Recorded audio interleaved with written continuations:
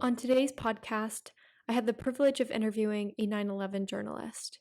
In honor of the 20th anniversary, I encourage you to consider donating to the 9/11 Memorial in New York City. I hope you enjoyed this conversation. It was a privilege for me to conduct. Thank you so much again for taking the time to meet with me. I really appreciate you sacrificing this time. So today I'll be interviewing Clemente Lisi. Clemente is a graduate of the Columbia Graduate School of Journalism and an assistant professor of journalism at King's College. He's worked as a journalist and editor for over 20 years. During that time, he's worked for publications such as the New York Daily News and the New York Post, which is the institution you were reporting for on September 11th. So this Saturday will mark the 20th anniversary of the 9/11 terrorist attacks, 2 decades.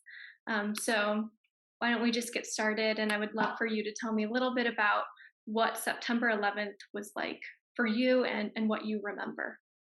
No, thank you for having me. Yeah, September 11th started. It's hard to believe it's been 20 years. I want to start with that. But it started out like any other day. At that point, I was 26 years old, and I started at the New York Post 3 years earlier, and I graduated from Columbia. And I grew up in New York City, so I grew up reading the New York Post and the New York Daily News and the New York Times. And so working at any of those papers was my goal. I didn't want to leave New York. And people from all over the world want to try to get here. So like my goal was try to start here, which is very difficult, which I was able to do, thankfully. And so I was working for 3 years. I was in my dream job. It was great. And that morning was like really any other morning. It was a sunny day. It was a Tuesday, and it was primary day in New York City. So that's when there was elections for mayor, primary elections. And so people were voting that morning. And then I was working regular shift that day, a morning shift, which meant I was working, I think, probably 8 to 5, or which is on primary day not the best thing to do because all the actions in the evening when the polling results come in, all the returns are in, and you have a winner, and then we would have had a mayor's race in November, which I think we ended up doing anyway that year. Mm. But that morning, as you know, it didn't start out like any other morning. It was very sunny, beautiful weather, and I called my office and I said, what should I do? And they were like, come in the office, and that's always a bad sign if you're a journalist. Like usually you go out on an assignment. There's a fire somewhere, shooting, a press conference, but nobody had anything planned because it's going to get drowned out by the politics of the day. So they're like, come in the office, which is a bad sign, which means I'll sit at my desk for a few hours with no story, right? So I was making my way in, and that's when I realized something was going on. So I made it to the office, and the New York Post is and was located on 47th Street and 6th Avenue in Manhattan, if you know New York City geography. And so I go into the newsroom, and everyone is standing there watching, like staring at the TV sets, and there's like smoke coming out of the World Trade Center. And they're like, oh, look, there was some kind of plane accident at the World Trade Center. You should go downtown. And at that point, I think the assignment desk had sent as many people as they could downtown to see what was happening because nobody really knew what was happening. They thought maybe it was an accident. Though it was a clear day, that was an indication that maybe it was something more than an accident. So I got on the subway because I thought if I get on a taxi, I'll get stuck in traffic. It's rush hour. So I get underground, and the trains start backing up. So I get as far as about Washington Square Park, which is still a fair distance away. But I got off because all the trains were leading to the World Trade Center station. They must have closed the station down. Now, unbeknownst to me, there was a second plane that hit in the interim, and one of the towers, I think, had collapsed at that point. But I didn't know any of that. And it tells you a little bit about the technology of the time. Like I was underground. I had a cell phone, but it was just one of those flip phones. Actually, ironically, I got it the day before I got a phone. And it didn't really work, and there was no social media, so there wasn't like I can check Twitter and Twitter would tell me this happened. I wouldn't know. And so I tell people in hindsight, if you were home, if you were watching television in Moscow and Rome and Paris and in New York, you knew way more about what was happening than I did being underground on my way to the scene, which shows you how technology's changed and how pivotal television really was at that time. That's no longer the case. I think social media has taken that over. So I get to Washington Square Park, and you can see the World Trade Center, at least one of the buildings, and there was a lot of smoke, and people were listening to the radios on the car, and in that way, like I said, it might as well have been 1941 instead of 2001 because the only way to really understand what was happening is through radio and through television. My goal was to get there, to get close as possible, even to get into the building really, and talk to people, as they were evacuating, as there was rescue efforts, talk to firefighters. I mean, the stuff you always do when you get to a scene of a crime, or in this case, a fire. Um, but I didn't get that far. I got pretty close, and the second tower collapsed, and it was really just a mad dash to get out of the vicinity. Um, and it's one of those things I think about almost every day.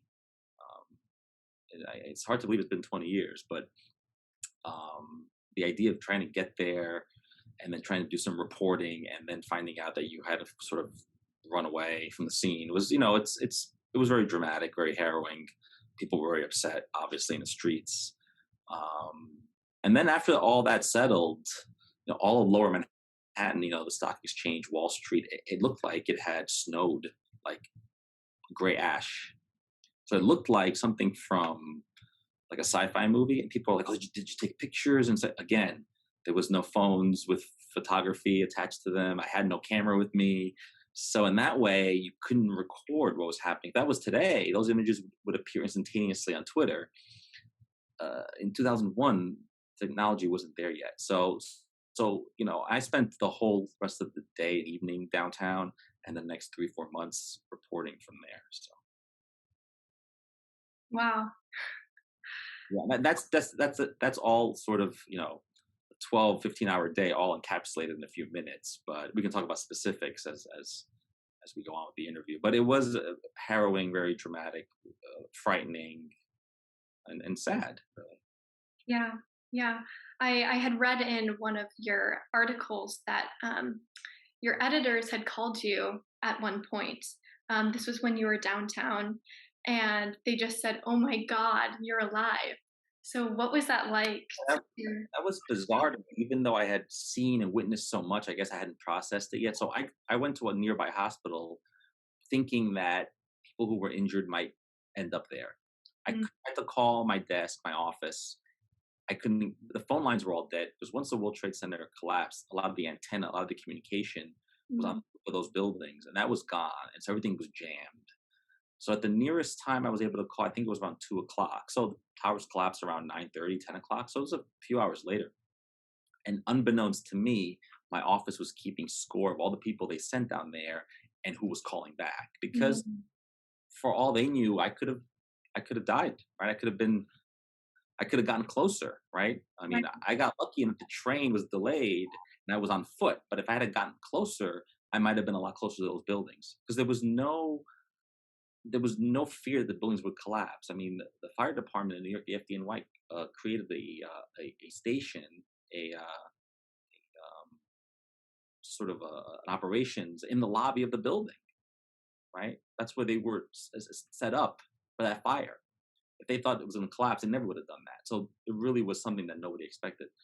So they were like, "Oh, thank goodness you're alive." And I thought, "Of course I'm alive. Like, is this?" I think I just didn't realize the magnitude of the event because I hadn't seen it on television. I hadn't, I mean, I knew things were bad, but that surprised me. And then it wasn't until afterwards people told me that, yeah, we were really worried. We didn't hear from you. And then after that, I called my parents immediately because I figured they were worried. And they knew I was down there because they knew whenever there was a big story in New York, I probably was involved somehow. So they were like, there's no way he didn't get sent there. So they were relieved that I called them too.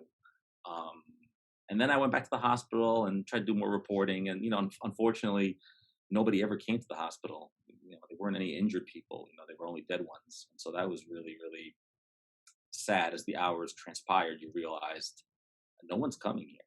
So, Mhm. and whoever was in those buildings has probably perished. So, Yeah. So I'm sure that you had covered a lot of crime in New York City up until this point, but what was the moment in your timeline where you realized this is different? This is something that hasn't happened before? yeah, no, yeah. And look, a shooting here, a fire there, those are dramatic and unfortunate events, but those do not compare to this event where we had over 2,000 people die. Yeah, I think the moment it hit me was when I was a few blocks away and the second tower collapsed, and I heard just that crunching, crackling sound of the building imploding on itself, and Mm. people in the streets screaming. You know, I think that's when I realized, wow, this is an extraordinary event in the way that this is a, it's like covering a war.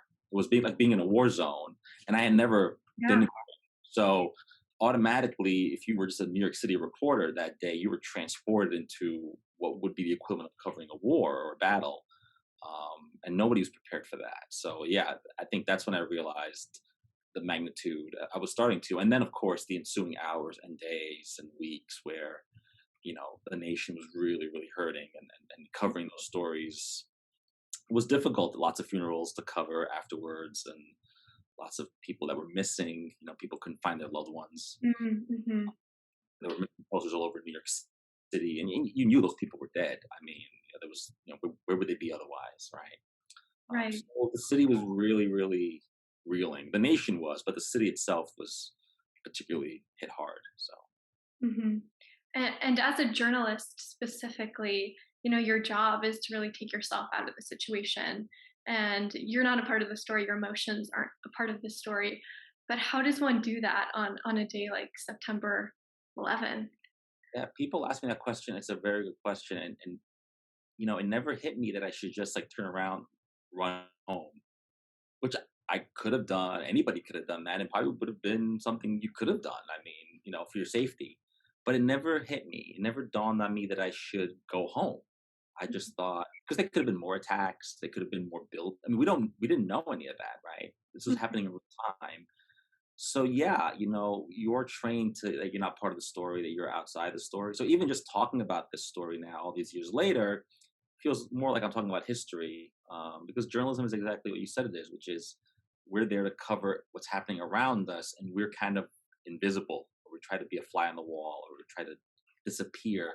But mhm. this story became, I think, personal the moment the buildings collapsed. I think then it became because it was also the place I grew up in, and a Right. place where I've been to the World Trade Center many times. You can see it in the skyline. It's part of your life. It's part of the DNA of New York City, and for that to be gone was terrible. And then for those people who were in there to perish that way was even worse. And so that then you realize, I think you go through a process, but it only happens afterwards. Mm, It's not happening in that moment. I think in that moment you're running on the adrenaline, you're running on like having to get the story, trying to mm, interview people because that's what your job is, and that's what you've been trained to do, and you do that all the time, no matter what the story is. So you keep that distance, but over time, I think it becomes and the time I mean over the ensuing days and weeks, that then it became more personal because maybe you knew somebody who died there, or you had a friend of a friend who died there, and mm, start to realize, oh, this is affecting people in your personal life, and mhm. so it became much more difficult as time went on. But I don't think I came to that realization until maybe after Christmas, right, of that Wow. year, where we're working 6 7 days a week. The news, it was nonstop. The amount of hours we were working, staff was working, the amount of content being put out. It was because it went from a rescue effort to then a recovery effort to then how do you rebuild New York. And I think I think Christmas was something that became kind of like, well, we need to move away from this now, and because it's Christmas time now, and people are looking for something different. Uh, Mhm. that's almost the entire fall. That's almost 3 months later. And and for the families who lost loved ones that day, that day never went away. Like Mm, maybe for most New Yorkers, it went away. For most Americans, it went away. That's why I spend time talking to younger people about it. I think it's important for people who weren't even born then, or maybe were 2 or 3 years old and have no memory of this. I mhm. think it's important for them to understand that this event happened in the lifetime of most people, most Yeah. Americans, Mhm. and we are still living with the repercussions of that day in 2021. So Yeah. Yeah, and for myself as a young person, I have no recollection, of 9/11, but it, sort of punctuated, my parents and a lot of people I know, and, something I think a lot about is their stories, and something that a lot of people have shared with me is that the days following 9/11, there was a very unique sense of unity and coming together across the entire country. And I'm just wondering, did you experience that? And what was your thoughts on Yeah, what followed? yeah, the country united in a way that it never has, and it probably never will, um, Mm, because President Bush's approval rating was 90%, which is unheard of for any president, and it still remains the highest presidential rating ever recorded. yeah. There was a real sense of unity because everyone had been affected by this. Mhm. I don't want to be negative, but I almost dare say that if this happened today, the reaction might not be that one because we live in a more tribal society. We're more polarized politically. And so, now there would be people on social media blaming somebody else or blaming each other, and there would be all this finger pointing. And, without that unity, I think the country wouldn't have been able to really recover and grieve properly because Mhm. it was bipartisan. It didn't matter what color you were, how much money you made. Everybody just felt like they were in the same position, right? Mhm. And so I think that unity went a long way. I really do, and I think we took it for granted then. 'Cause like I said, I don't think today would happen. I think with the growth of social media and 24-hour news channels and media changing, I think people have changed, and it's unfortunate. I mean, of course, that's just an opinion, and I might be wrong. I hope we never find out, but I do think we were in a place where the the recovery was made easier by that unity, I think. Mhm. Mhm. Yeah. And I know you had the opportunity to attend some funerals for some of the victims of 9/11. What was that like? And do you feel like there's a meaningful way that we can help, commemorate all of the victims that were lost? Yeah, the really interesting part about 9/11 was that the people that died really ranged from all kinds of ages and races and socioeconomics because Mm, been somebody working as a stockholder broker for Cantor Fitzgerald, but you could have also been a firefighter who ran in to help people. So mm, all kinds of people died that day because of the circumstance that brought them there. Right? You could have been a waiter at the Windows on the World because that was a restaurant. So different walks of life, different people. So lots of different people died that day, and it's important to remember all of them equally. There was unfortunately for years kind of a two-tier system where some people put more weight on the police and firefighters who died that day and less on the people that were there because those were heroes. They ran in to rescue people, and that was heroic to run into a building and to keep mhm, going in there. And some people in the building were also heroes by doing various uh, acts of heroism to help get people out and going back in, mhm, not getting out themselves. I mean, the best way to remember those people is, to never forget 9/11 and not just like never forget, like it's a hashtag on Twitter and you tweet that and you feel good about yourself. But, people do a lot of things on 9/11, in the ensuing years, like they volunteer somewhere, they help people out, they do acts of kindness, which I think is a good legacy, 9/11. If you know someone, or someone in your family died that day, obviously that day is forever part of your life, and that will never change because you grew up without a father or a mother or an mm, aunt or an uncle. So there's lots of different ways to commemorate, but I do think that that day is special. And you should try to do something special that day. It isn't a day off. It's not a day where you go shopping. It's not it's a day. I think you should, if you can watch the remembrances on TV, you should. If you can visit the museum in New York City, you should. Those things. I mean, I haven't done any of those things because for me it's traumatic. I think still, and for me, it's still I was there. So I mhm, don't feel a need to visit a museum where that can tell me what happened that day. I was there. I saw it. yeah. So that's me personally. But I do tell people, especially people your age or younger, who are Mhm, not born, not alive, they should definitely immerse themselves a little bit because I found in the last few years when I talk about it that I think schools do a really poor job talking about 9/11. I think as part of the curriculum. I don't know if they even talk about it. mm, To what extent they do. I mean, this being the 20th anniversary, I feel like maybe it's a big anniversary. The media loves anniversaries with zeros and fives at the end of it. So I'm thinking like this. I mean, this year is no different than last year or 10 years ago. But because it's 20, it's a big deal. There's a lot more documentaries, movies, right. coverage, and that's good. I mean, that's good. There's coverage around it. And you won't see this much until 5 years from now when it's 25 years, right? And maybe at 30 or 50, these big round numbers. But every year is important. Even the 17th anniversary is important. Like I said, for the people that had family die that day, I can't imagine what they go through because I think for them time has stood still. It's like it stopped, in a Mhm. lot of ways. Yeah, yeah. I had the opportunity to go to the museum here in New York. I moved here in March, so um, I've really been able to learn about how it uniquely impacted New Yorkers. And it was very gripping to walk outside and read the names of all of the individuals on the reflection pools. And I think it's a great way for anyone who's interested in learning about what happened that day and trying to emotionally understand what happened to. Uh, Yeah, no, yeah, and after I said all that, I should also the disclaimer is you need to be emotionally prepared to invest that kind of time and emotional effort Mhm, into it because it's going to be upsetting. It's not going to be fun. And so, mhm, people, as a nation, we like to recover and move on, and that's human nature. And I applaud that. It's resiliency. We want that. New Yorkers are really resilient. New York yeah, has experienced a lot of destruction since 9/11 too, on a smaller scale. But we've had hurricanes and all kinds of incidents. So nothing as big as 9/11. But New York is very resilient, right? We can mm, emerge, come out stronger than we were before. But sometimes some of the issues with doing that is forgetting or mm, even get behind. And that's part of the recovery grieving process. I get it. But that's why I do interviews like this. I talk about 9/11 as much. Whenever someone invites me, I talk about it because I think it's important that people who were there talk about it, just like it is when World War II veterans talk about Pearl Harbor, right?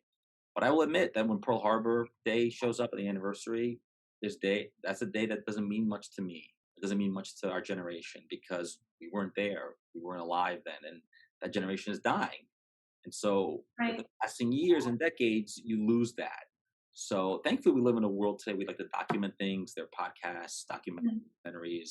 There's mhm, plenty of coverage around this event, and I think on 9/11 itself, it's going to be hard to escape it. And I think it's good to do something. And also you mentioned the reflecting pools. It should be noted that people are still dying as a result of that day. People yes, have cancer. People spent weeks and weeks and months recovering, digging through the rubble there. Because initially there was a thought that it could be some people who were alive, and then came the cleanup effort after that went away. People contracted cancer and other illnesses, breathing, respiratory issues. People right. have died, and they continue. So that's a day where people are still dying as a result of that day, and that I think brings into focus. So 20 years later, we still have people who are dying as a result of the actions of that day. So Mhm. I think that should give some perspective. Yeah, definitely. Now shifting course a little bit, I did wanna ask, um, of course, 9/11, I think, made many people confront their faith, and some people chose to turn towards faith, and some people chose to turn away.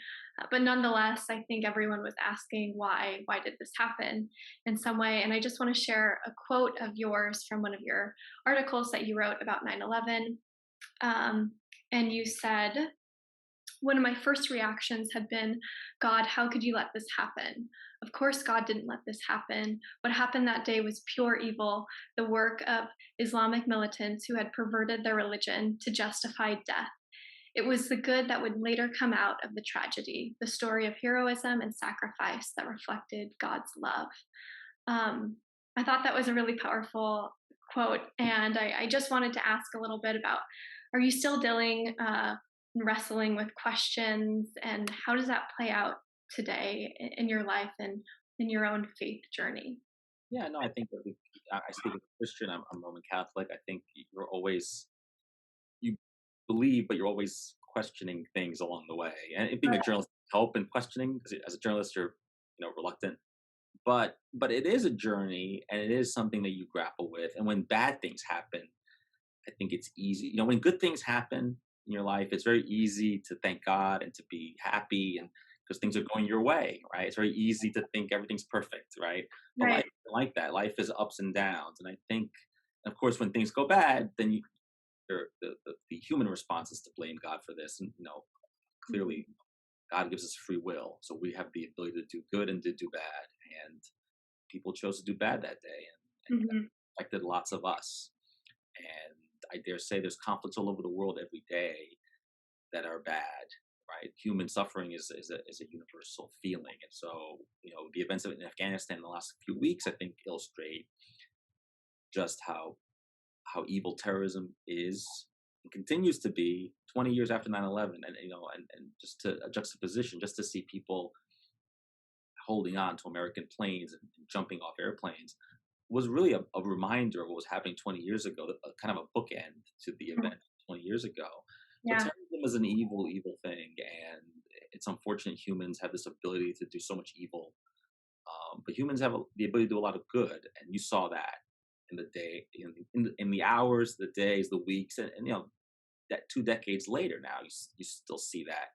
So I want to focus on those things, Mm. because to focus on the bad, that doesn't really get me anywhere. That can make me angry. It can make people angry, but anger is not a feeling. It's a normal feeling, but it's not a feeling that leads to good actions.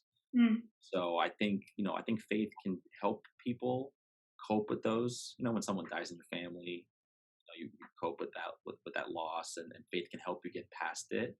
Mhm. New York, it seems a very secular city, and Right. can be, but New York became, there's so many houses of worship here, so many different Christian groups, Judaism, Islam. Think of a religion. There's buildings in New York that represent those faiths. Mhm. People were going to church. People were praying because New York was brought to its knees in a lot of ways, literally and figuratively, in the sense that I think people relied on their faith. So even a place like New York that is seen as this secular mecca can has lots of religious people in it who Mhm. rely on their faith. And it's very easy for humans to rely on their faith when things go bad, right? Right.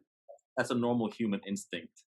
Um, some people go the other way, and some people reject faith and religion, and say, "Well, this is not for me because I don't want to live in a world where God allows this to happen." Okay, Mhm. and that's a whole theological discussion we don't need to have here.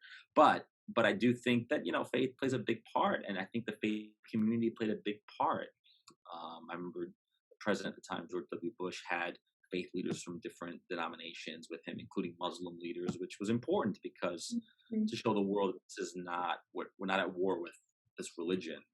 We're at war with these people who are a really small subset of this faith who did something terrible. They're terrorists, and that's different. So that was a good message at the time. And then you had couple of days later, Billy Graham spoke at the National Cathedral, and that was really like, I think the nation kind of came together around that. Mhm. Um, his message of peace and love, and just to get out of this. It's like being in the tunnel. It was like being stuck in this awful place. Like how did this happen? I think people were still questioning that days later. How did this, did it really happen? That was the other thing. Like it's felt like it wasn't real. Mhm. And so you need that process. But it's a slow process. And for the people, like I said, who lost a husband or wife, a son, I mean, like I said, I can't imagine what those people went through. And I spoke to a lot of those people, not just in the days and weeks afterwards, but in the years after, because whenever an anniversary rolled around, we had to do stories about the 1 year anniversary was a big deal, and the 5 year was a big deal, and the 10 year was a big deal. So you're calling these people, and they're reliving this. Yeah. When you call them, and I think you see that with the many documentaries that are out, a lot of the coverage in the last few days and weeks. Again, bringing up these old wounds, and it must be very difficult for them. But it is the job of a journalist to get those stories and then tell those stories because they're important to people like you who weren't around or Mhm. young. It's important that people have an understanding because yes, this is history, but it's not ancient history. It didn't happen 200 years ago. 20 years is not that much time. Mhm.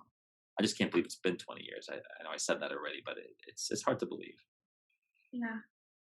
Well, do you have any last final thoughts to share about your experience or about young people today who are still trying to understand what happened? Yeah, I think the impulse by younger people tends to be, I don't want to hear about this. This didn't happen. I wasn't alive. And so anything that happened before I was born doesn't really matter. And I tell people, well, it does matter because whenever you go through an airport scanner, you got to take off your shoes. Whenever you go to a concert, you walk into a building, there's metal detectors or there are security apparatus. A lot of those things didn't exist before. You went to a baseball game, nobody patted you down. Those Mm. things are all part of our lives now. And so, we're still in Iraq. We were in Afghanistan up until recently. So we were involved in two wars for 20 years. A lot of Right. people born after 9/11 are in that war. A lot of those soldiers who are in Iraq right now maybe were born after 9/11, right? So it does affect young people. It does affect everybody in society, and I think you'll see more of that as the anniversary gets closer. And every year, once the summer goes away, this day kind of creeps on us, and it's kind of a dreaded day. And here it is again, and we have to confront the past. But it's important to talk about it because I think if it would be an insult to the memory of the people that died that day if we ignored it. Right. And lots of good journalism was done around this awful event, and so that's important to be able to take in that content and really understand what that they really meant to this country, and sort of the legacy and the after effects of the last 2 decades. Yeah. Yeah, I've been thinking a lot too about not just letting 9/11 become another hashtag that floods social media. And I think that stories like yours really help and are important that they don't go untold. So thank you for sharing your story. It's important. And thank you again for taking the time to